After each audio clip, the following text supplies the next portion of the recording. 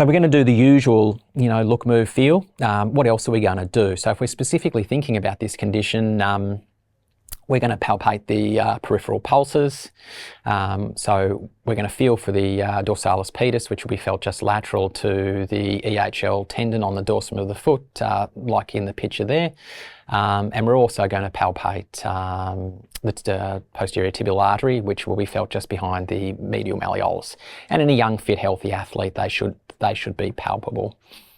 One of the neat tricks, if you've got time in the clinic there, is to get the patient to stand up and and it can just be on the floor or it can be off a step, and get them to do some calf raises up and down off the step.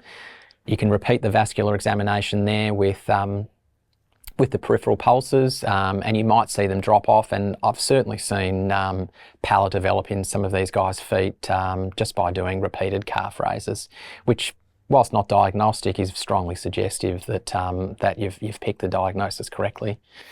The other little trick, if you're looking for the gold medal, is to have a listen to the popliteal fossa with your stethoscope.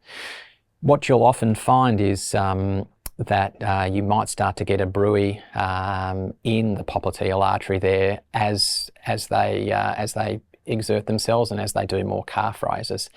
Eventually that bruit will drop off just because the artery is so occluded. There will no longer be a bruit, but again, it's a diagnostic feature that's well associated with this condition.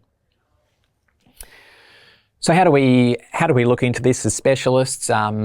Most of the tests are reasonably simple now, and we're lucky in Melbourne, and I'm sure most of the major capital cities in Australia have really excellent places that can investigate this. We have the first thing we would do is what we call an ankle brachial index, and that's just a very fancy way of saying we're going to measure the blood pressure in your arm and the blood pressure in your calf. At rest, in a fit, healthy young athlete, that ratio should be effectively 1.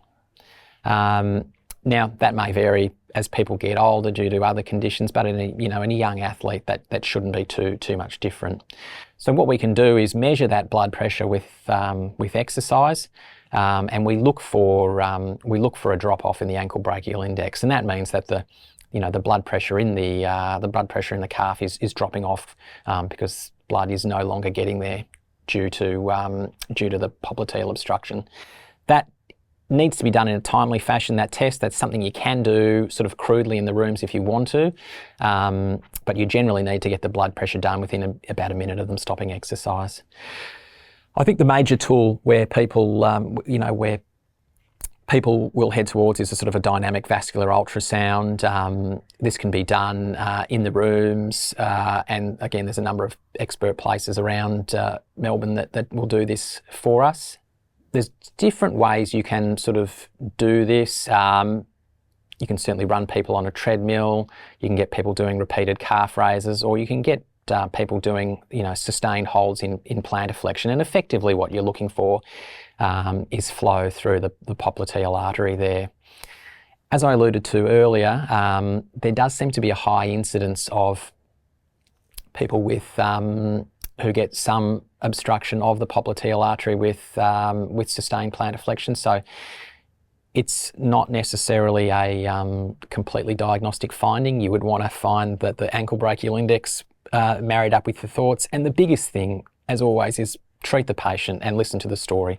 So to be doing tests like this, you'd really want to have a pretty good story of popliteal artery entrapment.